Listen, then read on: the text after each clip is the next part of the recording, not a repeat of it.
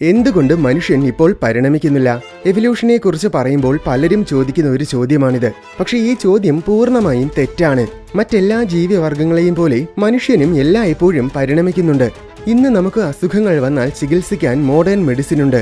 എല്ലാ കാര്യങ്ങൾക്കും ടെക്നോളജികളുണ്ട്.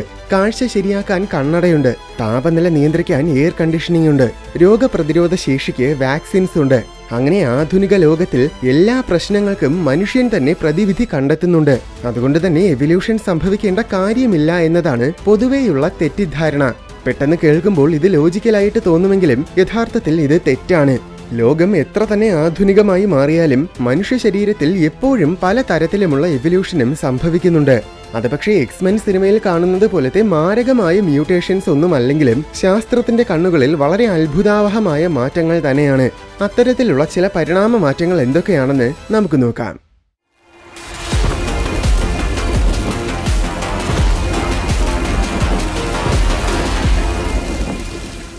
അര മിനിറ്റ് മുതൽ പരമാവധി 1 മിനിറ്റ് വരെ മാത്രമേ ഒരു ശരാശരി മനുഷ്യന് വെള്ളത്തിനടിയിൽ മുങ്ങിക്കിടക്കാൻ സാധിക്കുകയുള്ളൂ. പൊതുവെ വളരെ ട്രെയിൻഡ് ആയിട്ടുള്ള പ്രൊഫഷണൽസിന് പോലും 4-5 മിനിറ്റുകൾ മാത്രമേ മുങ്ങിക്കിടക്കാൻ പറ്റൂ. എന്നാൽ സൗത്ത് ഈസ്റ്റ് ഏഷ്യയിൽ പ്രധാനമായും ഫിലിപ്പൈൻസ്, മലേഷ്യ, ഇന്തോനേഷ്യ എന്നീ ഇടങ്ങളിൽ ബജാവോ പീപ്പിൾ എന്നറിയപ്പെടുന്ന ഒരു വിഭാഗം മനുഷ്യരുണ്ട്. ഇവര് ഏകദേശം പൂർണ്ണമായും സമുദ്രത്തെ ആശ്രയിച്ച് ജീവിക്കുന്നവരാണ്. വെള്ളത്തിനടിയിൽ ചെന്ന് കുന്തം ഉപയോഗിച്ച് മീൻ പിടിക്കുന്നതാണ് ഇവരുടെ പ്രധാന തൊഴിൽ. ആയിരക്കണക്കിന് വർഷങ്ങളായിട്ട് ഇവര് ഇതേ രീതിയിൽ തന്നെ ജീവിക്കുന്നവരാണ്. അതുകൊണ്ട് തന്നെ ഇവർക്ക് വെള്ളത്തിൽ മുങ്ങാൻ ചില പ്രത്യേക കഴിവുകൾ പരിണമിച്ചിട്ടുണ്ട്. അതിൽ ഏറ്റവും പ്രധാനമാണ് സ്പ്ലെയിൻ. വയറിനു സമീപമുള്ള ചെറിയൊരു അവയവമാണ് സ്പ്ലെയിൻ. രക്തം ഫിൽറ്റർ ചെയ്യുന്നതും പഴയ രക്തകോശങ്ങളെ മാറ്റുന്നതുമൊക്കെ സ്പ്ലെയിൻ ആണ്. അതിനു പുറമെ ഇമ്മ്യൂണിറ്റി സിസ്റ്റത്തിന്റെ ഏറ്റവും അടിസ്ഥാന ഘടകങ്ങളിൽ ഒന്നുമാണിത്. ബജാവോ പീപ്പിളിന്റെ സ്പ്ലെയിനിന് ബാക്കി മനുഷ്യരുടേതിനേക്കാൾ 50% വലിപ്പം കൂടുതലാണ്. ഇത് ഡൈവിംഗ് ചെയ്യുമ്പോൾ ഓക്സിജൻ നൽകാൻ സഹായിക്കും. അതിനാൽ ശരാശരി ബജാവോ മനുഷ്യർക്ക് 5 മിനിറ്റോളം നേരം വരെ വെള്ളത്തിനടിയിലായിരിക്കാൻ കഴിയും. എക്സ്പീരിയൻസ്ഡ് ആയവർക്കാണെങ്കിൽ 13 മിനിറ്റ് വരെ പിടിച്ചു നിൽക്കാൻ പറ്റും. അതിനേക്കാൾ അത്ഭുതം എന്താണെന്നാൽ സാധാരണ മനുഷ്യർക്ക് 20 അടി ആഴം വരെ മാത്രമേ പോകാൻ സാധിക്കൂ. വളരെ ട്രെയിൻഡ് ആയ ഡൈവേഴ്സിന് പോലും കൃത്യമായ എക്യുപ്മെന്റ്സ് ഇല്ലാതെ 100 അടിയിൽ കൂടുതൽ ആഴത്തിൽ പോകുന്നത് വളരെ ബുദ്ധിമുട്ടുള്ള കാര്യമാണ്. എന്നാൽ ബജാവോ മനുഷ്യർക്ക് ഒരു തരത്തിലുമുള്ള എക്യുപ്മെന്റിന്റെയും സഹായമില്ലാതെ 230 അടി ആഴത്തിൽ വരെ പോകാൻ സാധിക്കും. സാധാരണ മനുഷ്യര് ഇത്രയും ആഴത്തിൽ പോയാൽ ശ്വാസകോശവും ഇയർ ഡ്രംസും ഒക്കെ പൊട്ടിപ്പോകും. അതായത് മരണം ഏകദേശം സുനിശ്ചിതമാണ്. മരണം സംഭവിക്കുന്നതിന് മുന്നേ ഭാഗ്യമുണ്ടെങ്കിൽ ഹൈപ്പോക്സിയ കാരണം ബോധം നഷ്ടപ്പെടും. പക്ഷേ ബജാവോ മനുഷ്യരെ സംബന്ധിച്ചിടത്തോളം ഇത്രയും ആഴത്തിൽ പോകുന്നത് അവരുടെ ജീവിതത്തിന്റെ ഒരു ഭാഗം മാത്രമാണ്. അങ്ങനെ പറയുമ്പോൾ ഒരുപക്ഷെ ചെറുതിലേ മുതൽ പരിശീലിക്കുന്നത് കൊണ്ടായിരിക്കും ഇവർക്ക് വെള്ളത്തിനടിയിൽ മുങ്ങിക്കിടക്കാൻ ഇത്രയും കഴിവുള്ളതെന്ന് ചിലപ്പോൾ തെറ്റിദ്ധരിക്കും.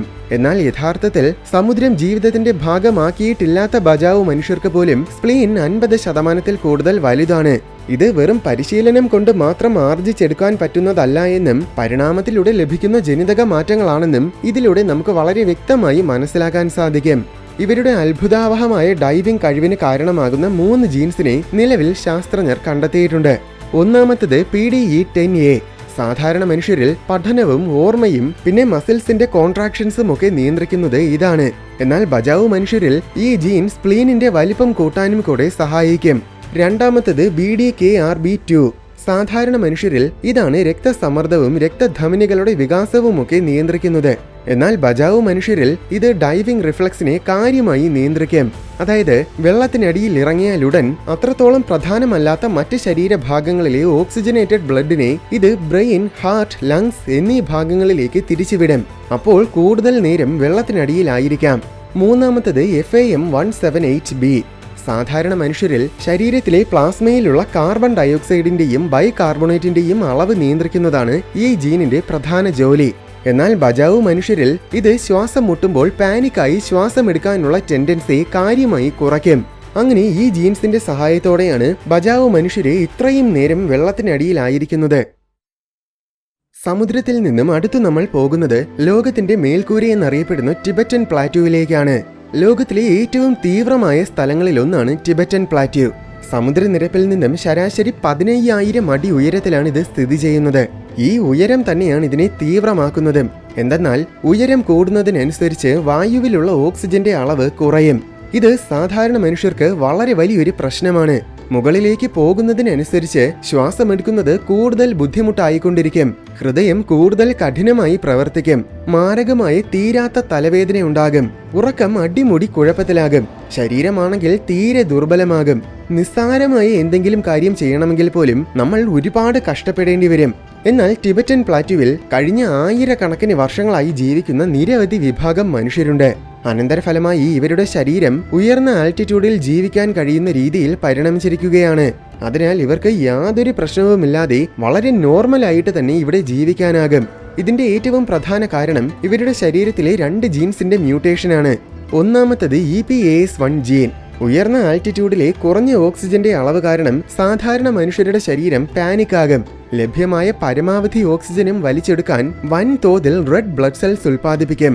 ഇത് നല്ലൊരു കാര്യമായിട്ട് തോന്നുമെങ്കിലും യഥാർത്ഥത്തിൽ ഇത് കാരണം രക്തം കൂടുതൽ കട്ടിയാവുകയാണ് ചെയ്യുന്നത്. കട്ടി കൂടുമ്പോൾ രക്തയോട്ടം കൂടുതൽ പ്രയാസകരമാകും. കട്ടി കൂടിയ രക്തം പമ്പ് ചെയ്യാൻ ഹൃദയവും രക്തധമനികളുമൊക്കെ കൂടുതൽ ബുദ്ധിമുട്ടും. അത് പ്രശ്നങ്ങൾ കൂടുതൽ ഗുരുതരമാക്കുകയാണ് ചെയ്യുന്നത്.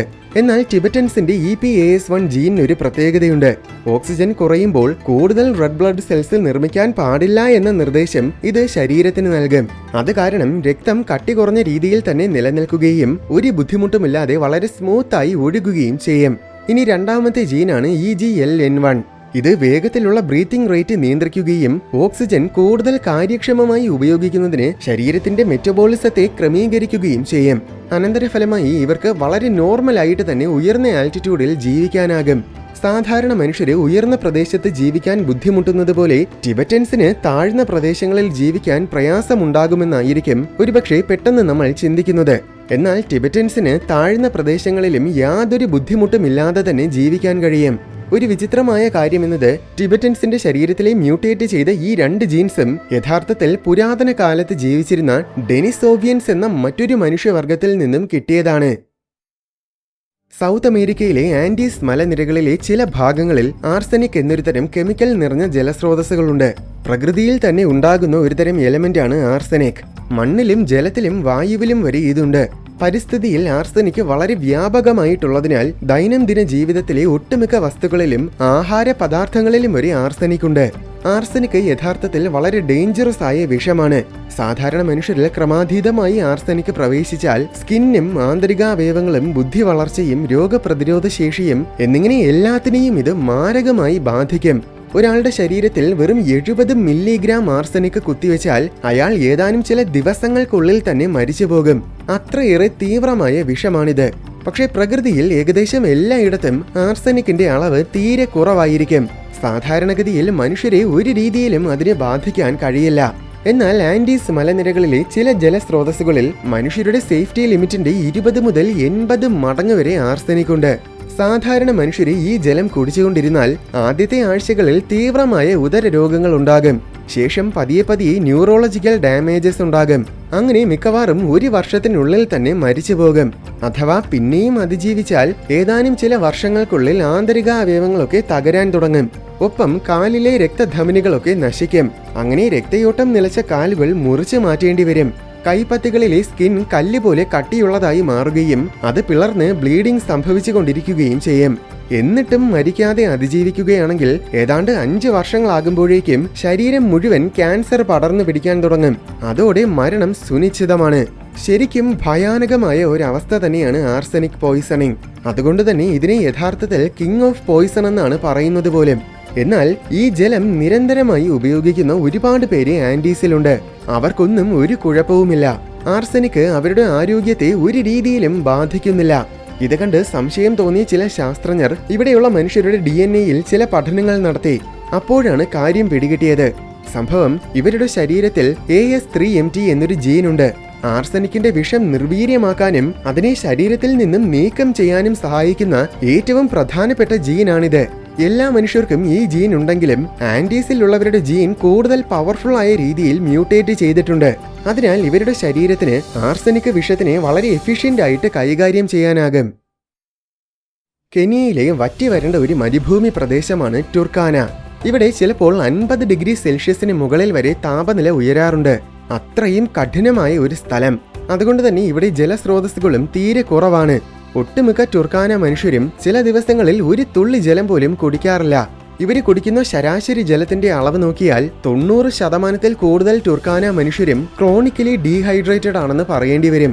ശരീരത്തിന്റെ ഏറ്റവും അടിസ്ഥാന പ്രവർത്തനങ്ങൾക്ക് ആവശ്യമായ ജലം പോലും കിട്ടാത്ത അവസ്ഥയാണ് ക്രോണിക് ഡീഹൈഡ്രേഷൻ. പക്ഷെ ഇത് സാധാരണ മനുഷ്യരുടെ രീതിയിൽ നോക്കുമ്പോഴുള്ള കാര്യമാണ്. ടുർക്കാന മനുഷ്യരെ സംബന്ധിച്ചിടത്തോളം ഇത് ക്രോണിക് ഡീഹൈഡ്രേഷൻ അല്ല, മറിച്ച് വളരെ നോർമലാണ്. കാരണം ഇവിടെയുള്ള മനുഷ്യര് ജലത്തിന്റെ ദൗർലഭ്യതയിൽ ജീവിക്കാൻ കഴിയുന്ന രീതിയിലാണ് പരിണമിച്ചിരിക്കുന്നത്. അതിന്റെ പ്രധാന കാരണം STC1 എന്നൊരു ജീനാണ്. വേസ്റ്റ് മാറ്ററിൽ നിന്നും പരമാവധി വെള്ളം വേർതിരിച്ചെടുക്കാൻ ഈ ജീൻ കിഡ്നികൾക്ക് നിർദ്ദേശം നൽകും. അനന്തരഫലമായി യൂറിനേഷനിലൂടെ വളരെ ചെറിയ തോതിൽ മാത്രമേ ജലം നഷ്ടമാവുകയുള്ളൂ. അതോടൊപ്പം ജലത്തിന്റെ ദൗർലഭ്യതയിലും ശരീരത്തിന് വളരെ എഫിഷ്യന്റ് ആയിട്ട് തന്നെ പ്രവർത്തിക്കാനുമാകും. ഡീഹൈഡ്രേഷൻ കാരണം ചില ടോക്സിക് പദാർത്ഥങ്ങൾ അടിഞ്ഞുകൂടും. അത് പല തരത്തിലുമുള്ള ആരോഗ്യ പ്രശ്നങ്ങളും ഉണ്ടാക്കും. എന്നാൽ ഈ ടോക്സിക് പദാർത്ഥങ്ങളെല്ലാം നീക്കം ചെയ്യാനും ഈ ജീൻ സഹായിക്കും. ടുർക്കാന മനുഷ്യര് 10,000 വർഷങ്ങളായിട്ട് ഇവിടെ ജീവിക്കുന്നുണ്ട്. അങ്ങനെയാണ് കാലക്രമേണ ഇവർക്ക് ഈ പരിണാമം സംഭവിച്ചത്. ഒരു വിചിത്രമായ കാര്യം എന്താണെന്നാൽ ഇവര് നമ്മളെപ്പോലെ വെള്ളം കുടിക്കാൻ ശ്രമിച്ചാൽ പല തരത്തിലുമുള്ള കാര്യമായ ആരോഗ്യ പ്രശ്നങ്ങളും ഉണ്ടാകും. കാരണം അത്രയും വെള്ളം ഇവർക്ക് ആവശ്യമില്ല. അതായത് നമ്മൾ ഹെൽത്തിയായി പരിഗണിക്കുന്ന ഡയറ്റ് ഇവർക്ക് വളരെ അൺഹെൽത്തിയാണ്. മനുഷ്യ പരിണാമം എന്നത് ഫോസിലുകളിൽ കുഴിച്ചിട്ട പുരാതന കഥയല്ല. അത് ഇപ്പോഴും നമ്മുടെ ഉള്ളിൽ നിശബ്ദമായി നിരന്തരമായി സംഭവിച്ചുകൊണ്ടിരിക്കുന്നു. നമ്മൾ എതിരിടുന്ന ഓരോ രോഗവും, അതിജീവിക്കുന്ന ഓരോ പരിസ്ഥിതിയും, കഴിക്കുന്ന ഓരോ ഭക്ഷണവും, നേരിടുന്ന ഓരോ കാലാവസ്ഥയും എപ്പോഴും മനുഷ്യ ശരീരത്തെ പുതിയ ദിശകളിലേക്ക് തള്ളിവിടുന്നുണ്ട്. ഇന്നത്തെ മനുഷ്യൻ മനുഷ്യരാശിയുടെ അന്തിമമായ രൂപമല്ല. മറ്റ് ജീവിവർഗങ്ങളെ പോലെ നമ്മളും പരിണാമത്തിന്റെ ഒരു പരീക്ഷണമാണ്. പരിണാമ ചരിത്രത്തിലെ വെറും ഒരു അധ്യായം മാത്രമാണ് നമ്മൾ.